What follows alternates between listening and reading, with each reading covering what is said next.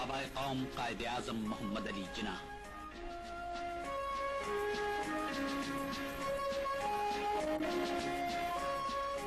بر صغیر میں مسلم نشت ثانیہ کا سب سے بڑا رہنما، وہ قائد جس کی ولولہ انگیز قیادت میں 14 اگست 1947 کو پاکستان دنیا کے نقشے پر نمودار ہوا۔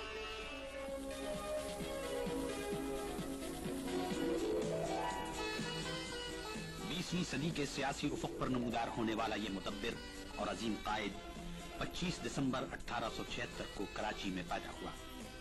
کراچی کے ایک محلے کھارا در میں واقع وزیر معیشن جائے پیدائش ہے۔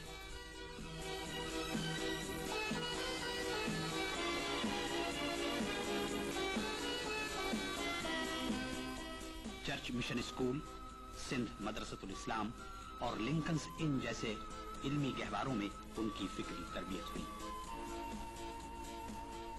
دانش و آگہی کی فروزاں راہوں اور سیاست کے پیچ و خم سے گزرتا ہوا بر صغیر کے مسلمانوں کا یہ قافلہ سالار اپنی قائدانہ صلاحیتوں، بصیرت، حکمت و دانائی اور نظم و یقین کے ساتھ انہیں اس منزل پر لے آیا جہاں غلامی کے دھندل کے چھٹ رہے تھے اور آزادی کی صبح درخشاں طلوع ہونے والی تھی۔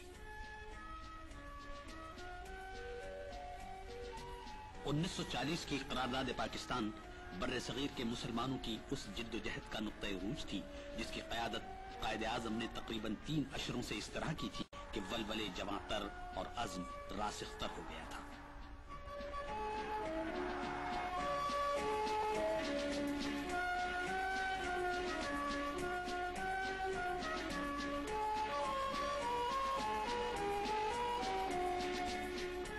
اب کاروان آزادی اس منزل پر آ پہنچا تھا جہاں مفکر پاکستان علامہ اقبال کے خواب کو تعبیر ملنے والی تھی، جہاں اس اسلامی مملکت کے خد و خال واضح ہو رہے تھے جنہیں علامہ نے 1930 میں مسلم لیگ کے اجلاس الہ آباد کی صدارت کرتے ہوئے واضح کیا تھا۔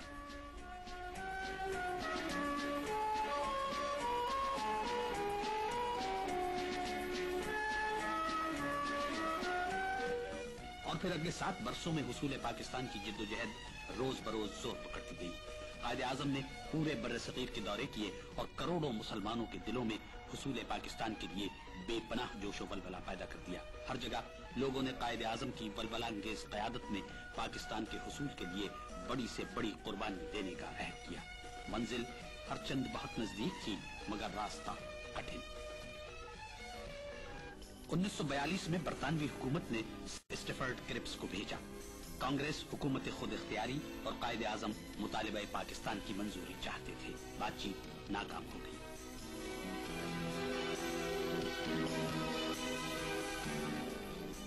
ستمبر 1944 میں قائد اعظم اور گاندھی جی کے مابین ہندو مسلم اختلافات حل کرنے کے لیے مذاکرات ہوئے۔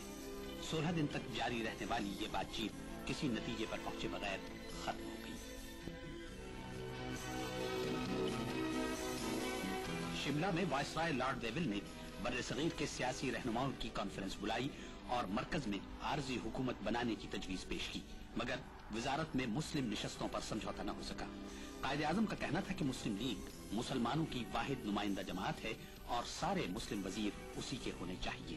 اپنے دعوے کے ثبوت میں انہوں نے عام انتخابات کا مطالبہ کیا۔ وائسرائے نے عام انتخابات کا اعلان کیا۔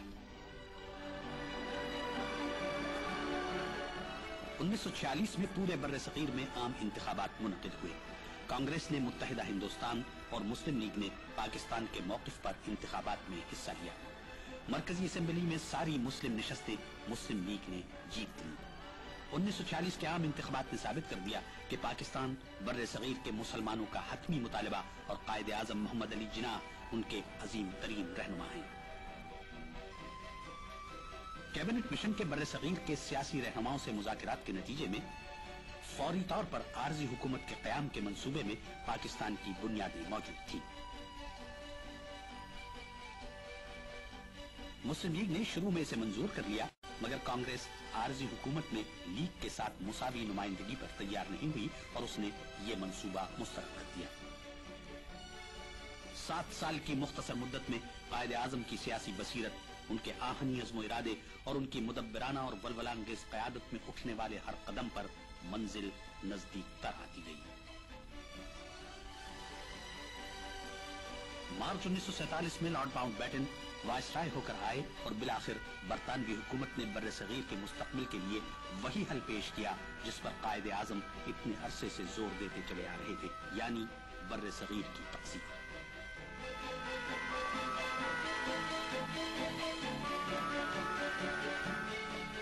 جون 1947 کو لارڈ ماؤنٹ بیٹن نے تقسیم کے منصوبے کا اعلان کیا تو قائد نے ریڈیو پر قوم کو یوں نصیحت دی: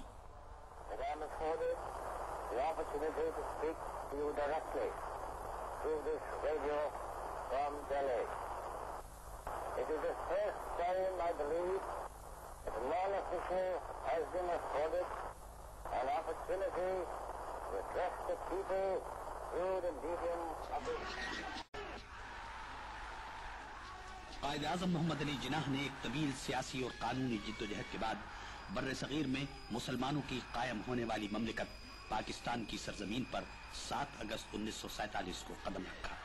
عوام کا ایک جم غفیر اپنے محبوب قائد کا استقبال کرنے کے لیے موجود تھا۔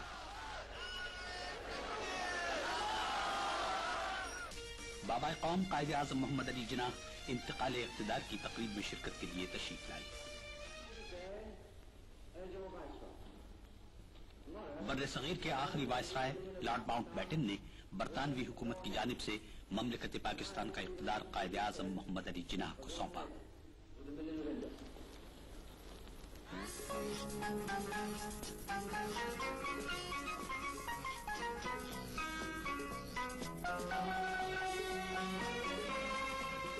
مملکت پاکستان کے سربراہ کی حیثیت سے قائد اعظم نے اپنی مختصر تقریر میں تشکر و تہنیت کا اظہار کیا اور مملکت کا اقتدار سنبھالا۔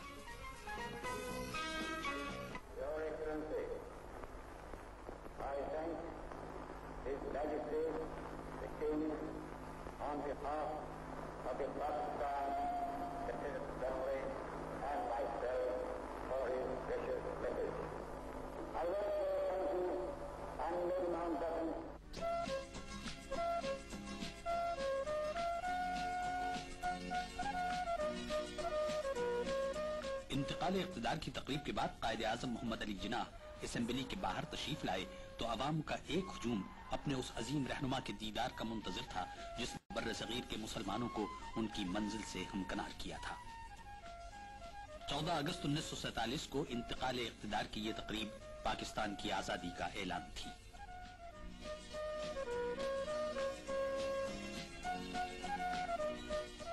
اگست 1947 کو بر صغیر میں مسلمانوں کی نئی آزاد خود مختار مملکت پاکستان کے ارکان حکومت کی حلف برداری کی تقریب منعقد ہوئی۔